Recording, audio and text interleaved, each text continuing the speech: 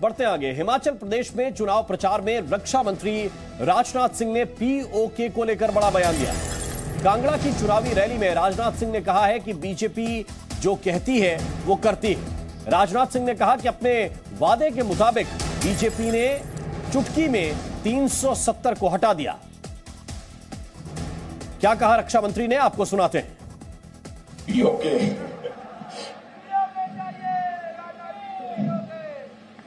धैर्य रखिए, धैर्य रखिए मेरे बहनों भाइयों। चुनाव चल रहा है। चुनाव में स्वाभाविक है सारी राजनीतिक पार्टियां आपके पास आएंगी और आपसे अपनी अपनी बातें रखेंगी। हम आएंगे तो यह कर देंगे, हम आएंगे तो वह कर देंगे। लेकिन भारतीय जनता पार्टी के बारे में मैं कहना चाहूंगा, भारतीय जनता पार्टी के राजनीतिक इतिहास के पन्नों को पलटकर आप देखें। भारतीय जनता पार्टी एक ऐसी राजनीतिक पार्टी है मेरे बहनों भाइयों, जो कहती है वो करती है। तो जनता की तरफ से ये पीओके को लेकर आवाज उठी थी। चुनावी रैली को संबोधित कर रहे थे राजनाथ सिंह। उन्होंने मुस्कुराते हुए कहा कि पीओके के मुद्दे पर आप लोग धैर्य रखिए, लेकिन इस बात का भरोसा भी रखिए कि बीजेपी एक ऐसी पार्टी है जो कहती है वो करती है। यानी एक तरफ इशारा यह भी दे रहे हैं राजनाथ सिंह की पीओके की जो बात कही गई है, उस पीओके के काम को वापस लेने पर भी काम चल रहा है और इसीलिए वो जनता से कह रहे हैं कि पीओके को लेकर आप लोग धैर्य रखिए और इस बात पर भरोसा रखिए कि बीजेपी जो कहती है वो कर दिखाती है। राजनाथ सिंह ने एक बार फिर पीओके को लेकर कड़ा संदेश दिया है। 370 पर भी राजनाथ सिंह ने बात रखी और कहा कि 370 हमने एक चुटकी में हटाकर दिखाई है। और पीओके की हालत क्या है, जरा यह हम आपको समझाने की कोशिश करते हैं। आबादी लगभग 40 लाख है। पीओके की हालत, आबादी लगभग 40 लाख है। कश्मीरी मुस्लिमों की संख्या बहुत कम है पीओके में।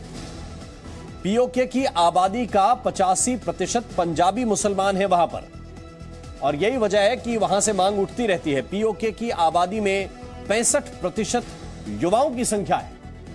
78% घरों में जल आपूर्ति के लिए नल नहीं है, पानी की सप्लाई की दिक्कत है वहां पर।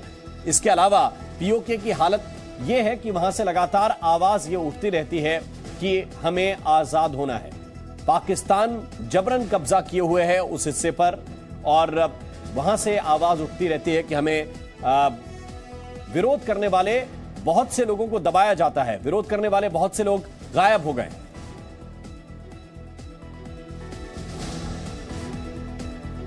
और 370 के हटने के बाद से लगातार पीओके को वापस लेने की मांग उठाई जा रही है। बीजेपी के कई नेता इस बात को लेकर कह चुके हैं कि पीओके हमारा है और हम इसको एक दिन वापस लेकर रहेंगे, लेकिन उसको लेकर स्ट्रेटजी क्या है ये अभी स्पष्ट नहीं था। लेकिन अब राजनाथ सिंह बहुत स्पष्टता के साथ कह रहे हैं कि पीओके को लेकर आपको धैर्य रखना चाहिए। पीओके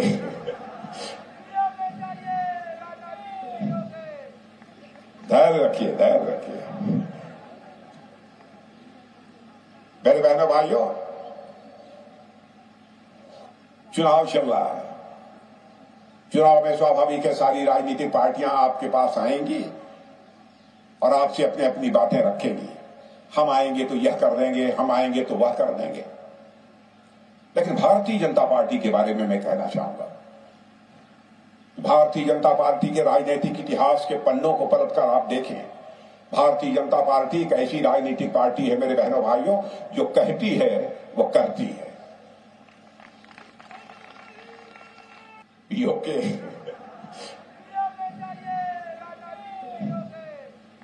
धैर्य रखिए, धैर्य रखिए मेरे बहनों भाइयों। चुनाव चल रहा है। चुनाव में स्वाभाविक है सारी राजनीतिक पार्टियां आपके पास आएंगी और आपसे अपनी अपनी बातें रखेंगी। हम आएंगे तो यह कर देंगे, हम आएंगे तो वह कर देंगे। लेकिन भारतीय जनता पार्टी के बारे में मैं कहना चाहूंगा, भारतीय जनता पार्टी के राजनीतिक इतिहास के पन्नों को पलटकर आप देखें। भारतीय जनता पार्टी एक ऐसी राजनीतिक पार्टी है मेरे बहनों भाइयों, जो कहती है वो करती है।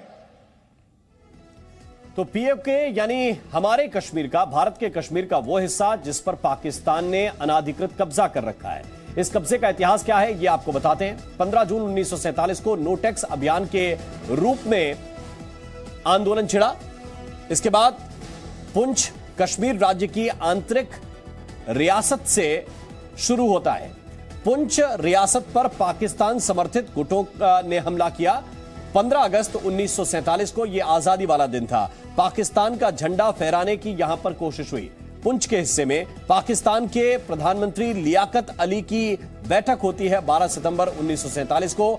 सेना और जो कबीलाइयों के बड़े हमले की योजना बनाई जाती है। सेना और कबीलाइयों ने एक बड़ा हमला इस हिस्से पर किया था, कश्मीर के हिस्से पर किया था। थोरार इलाके में पाक समर्थित विद्रोहियों का बड़ा हमला 4 अक्टूबर 1947 को। पुंछ में राज्य के सुरक्षा बलों की घेराबंदी की गई। वहां के जो सुरक्षा बल थे उनको कबीलाइयों का मुजफ्फराबाद और बारामूला पर इसके बाद कब्जा हो गया। यह तारीख थी 22 अक्टूबर 1947। श्रीनगर के बाहरी इलाकों तक भी ये कबीलाई पहुंच गए थे। इसमें पाकिस्तानी फोर्स भी थी और सरदार इब्राहिम ने एजेके की स्थापना की घोषणा की, खुद को इसका प्रमुख बना दिया। यह तारीख थी 24 अक्टूबर 1947। 26 अक्टूबर को महाराजा हरि सिंह का भारत के साथ जाने का फैसला हुआ और जैसे ही यह फैसला हुआ, इंस्ट्रूमेंट ऑफ एक्सेशन पर हस्ताक्षर महाराजा हरि सिंह ने किए। भारतीय वायुसेना ने जम्मू कश्मीर में इसके बाद प्रवेश किया। वो तारीख थी 27 अक्टूबर। श्रीनगर में भारतीय सैनिक उतारने शुरू किए गए वायुसेना के जरिए। महाराजा हरि सिंह ने पूरे जम्मू कश्मीर का 31 अक्टूबर 1947 को भारत में विलय करने की मंजूरी दी। पूरा जो जम्मू कश्मीर था वो भारत में मिला दिया। भारत पाकिस्तान युद्ध के बीच भारत ने 1 जनवरी 1948 को संयुक्त राष्ट्र से मामले में हस्तक्षेप करने की मांग की और संयुक्त राष्ट्र के दखल के बाद यथा स्थिति पर युद्ध विराम हो गया। यानी कि पाकिस्तान की जो सेना थी जहां थी वो हिस्सा पाकिस्तान के पास चला गया और भारत का जो हिस्सा था वो भारत के पास आ गया। यथा स्थिति उस वक्त बन गई और तब से ही हमारे कश्मीर के एक बड़े हिस्से पर, जिसको हम अभी पीओके कहते हैं, पाकिस्तान ऑक्यूपाइड कश्मीर, उस पर पाकिस्तान का कब्जा है। वैसे अगर आप एग्रीमेंट को देखेंगे तो महाराजा हरि सिंह ने पूरे कश्मीर को भारत के साथ मिलाया था।